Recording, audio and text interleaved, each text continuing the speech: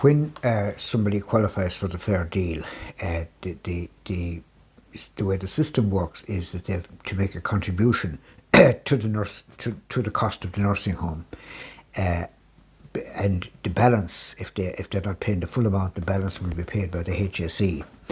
Now, there are two types of situation. One is where the person entering the nursing home only has income. Let's assume they have no assets. Let's assume they're just renting a house or whatever.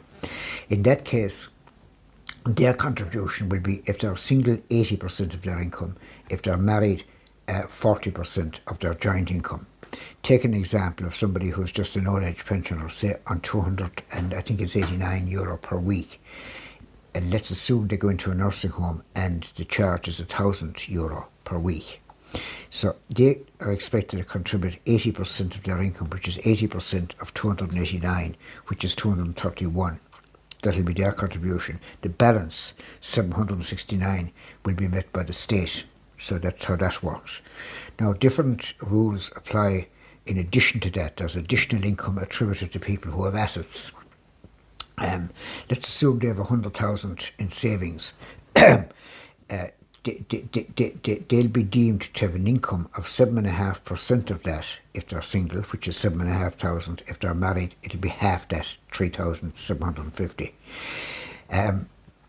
Their house is included as one of their assets, but they can, if they wish, to have the option of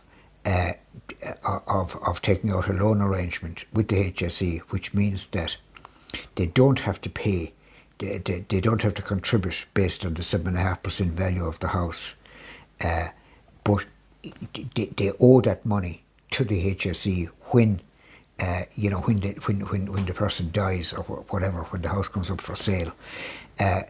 But it's capped after 3 years for a single person. It's capped at 7.5% per annum. So the maximum payable,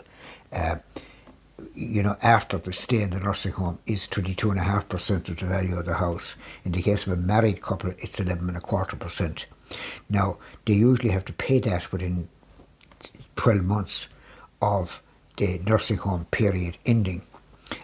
But if there's an elderly relative or a disabled person or whatever in the house, that can be deferred until that person dies or until the house is being sold.